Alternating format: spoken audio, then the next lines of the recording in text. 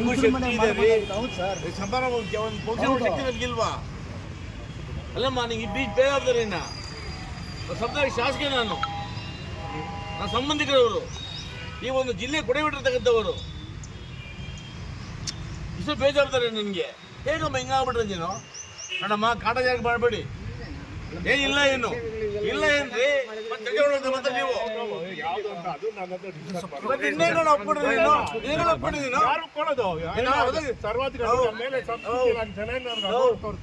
ನಾವು ಸತ್ತಾಗಿಲ್ಲ, ನಾವು ಬದುಕಿದೀವಿ, ಇನ್ನೂ ನಾವಿನ್ನು ಬದುಕಿದೀವಿ, ಸತ್ತಾಗಿಲ್ಲ ಜಿಲ್ಲೆಯಲ್ಲಿ ನಾವಿನ್ನು.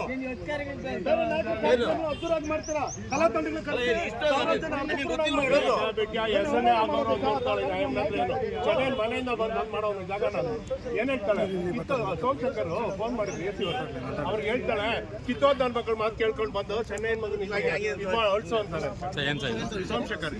ಅಲ್ಲಿಗೆ ಡಿ ಸಿ ಕಿತ್ತೋದ್ ನನ್ನ ಮಗನ MLC ಕಿತ್ತೋದ್ ನನ್ನ ಮಗನ.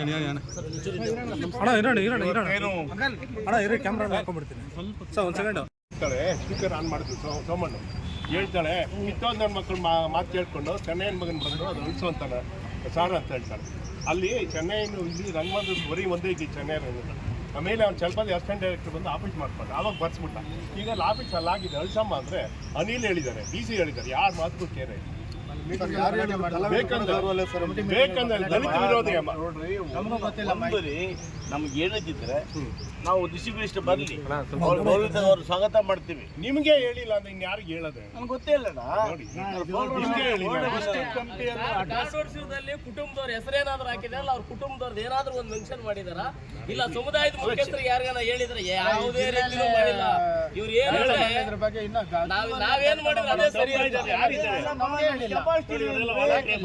ನಮ್ಗೆ ಯಾವ್ಯಾವ ಕಾರ್ಯಕ್ರಮಗಳು ಮಾಡ್ತೀವಿ ಮಾಡಲ್ವ ನಾವು? ಅಲ್ಲಪ್ಪ, ಅವ್ರ ಸರ್ಕಾರ ಮಾಡೋದೇ ಬೇಡಪ್ಪ, ನಾವೇ ಮಾಡ್ತಿದ್ವಿ. ನಮ್ಗೆ ಯಾರು ಶಕ್ತಿನೇ ಇಲ್ವಾ? ಅಯ್ಯೋ, ನಾವು ಶಕ್ತಾನುಸಾರ ಮಾಡ್ತಾ ಇದ್ವಪ್ಪ. ಒಂದು 4 ಜನ ಊಟ ಹಾಕಿ, 4 ಜನ ನಮ್ಮವನ್ನು ಕರೆದು ಸ್ವಲ್ಪ ಕಾರ್ಯಕ್ರಮ ಮಾಡಿ.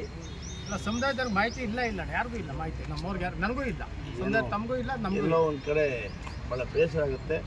CM ಪತ್ರ ಬೆಳಿತೀನಿ ಬಿಡ್ರಿ.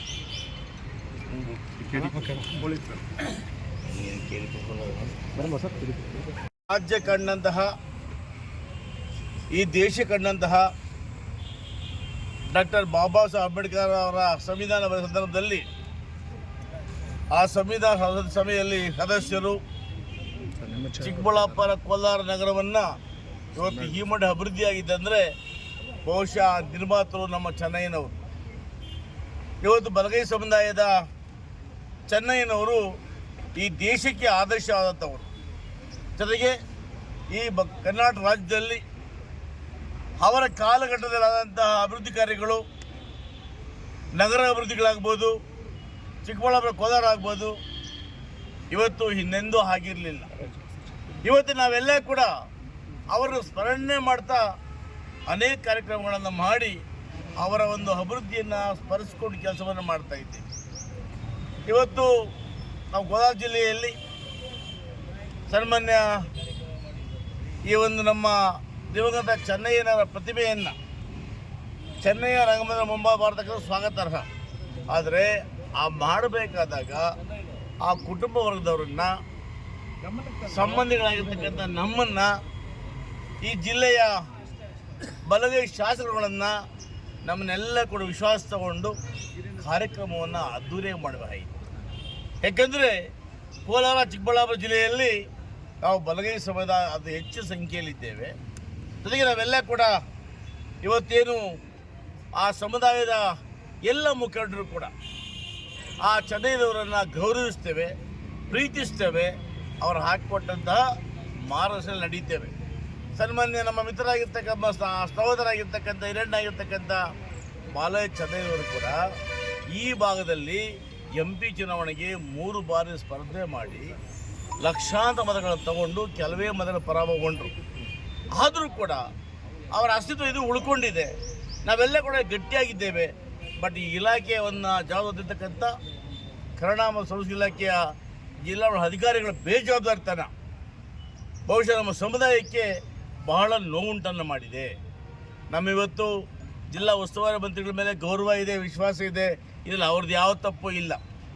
ಆದರೆ ಇಲಾಖಾ ಅಧಿಕಾರಿಗಳು ನಮ್ಮ ಗಮನಕ್ಕೆ ಸಮುದಾಯದ ಮುಖಂಡರ ಗಮನಕ್ಕೆ ತರದೆ ಕನಿಷ್ಠ ಪಕ್ಷ ಶಾಸಕ ಇದ್ದೀನಿ, ಸಮುದಾಯ ಶಾಸಕ ಇದ್ದೀನಿ, ಆ ಶಾಸಕ ಗಮನಕ್ಕೆ ತರದೆ ಕೂಡ ಕಾಟಾಚಾರ ಕಾರ್ಯಕ್ರಮ ಮಾಡ್ತಾರಲ್ಲ, ಇದನ್ನು ನಾನು ಖಂಡಿಸ್ತೇನೆ. ಯಾಕಂದರೆ ಈ ರಾಜ್ಯಕ್ಕೆ ಒಳಗೊಟ್ಟಿರ್ತಕ್ಕಂಥ ದಿವಂಗತ ಚೆನ್ನೈನವರನ್ನು ನಾವು ಈ ಮಟ್ಟಕ್ಕೆ ಆ ಕಾರ್ಯಕ್ರಮವನ್ನು ಅವಮಾನ ಮಾಡ್ತಕ್ಕಂಥದ್ದು ಈ ಜಿಲ್ಲೆಯ ಅಧಿಕಾರಿಗಳಿಗೆ ಶೋಭೆ ತಕ್ಕದಲ್ಲ. ನಾನು ಆಗ್ರಹ ಮಾಡ್ತೇನೆ, ಗೌರವಾನ್ವಿತ ಮುಖ್ಯಮಂತ್ರಿಗಳಿಗೆ, ಗೌರವಾನ್ವಿತ ಉಸ್ತುವಾರಿ ಮಂತ್ರಿ ಆಗ್ರಹ ಮಾಡ್ತೇನೆ, ಇಂಥ ಬೇಜವಾಬ್ದಾರಿ ಅಧಿಕಾರಿಯನ್ನು ಚೆನ್ನೈನವರ ಪುತ್ಥಳಿ ಅನಾವರಣ ಮಾಡೋ ವಿಚಾರದಲ್ಲಿ ಸಮುದಾಯವನ್ನು, ಅವರ ಕುಟುಂಬವನ್ನು, ಶಾಸಕರಾಗಿರ್ತಕ್ಕಂಥ ನಮ್ಮನ್ನು ಕೂಡ ಕಡೆಗಣನೆ ಮಾಡಿರ್ತಕ್ಕ ಅಧಿಕಾರಿ ಮೇಲೆ ಶಿಸ್ತುಕ್ರಮ ತಗೋಬೇಕು. ಕೂಡಲೇ ಶಿಸ್ತುಕ್ರಮ ತಗೊಂಡು ಅವರನ್ನು ಸಸ್ಪೆಂಡ್ ಮಾಡಿ ಈ ಜಿಲ್ಲೆಯ ವರ್ಗಾವಣೆ ಮಾಡಬೇಕು ಅಂತೇಳಿ ನಾನು ಒತ್ತಾಯ ಮಾಡ್ತೇನೆ. ಅಂತಾನೆ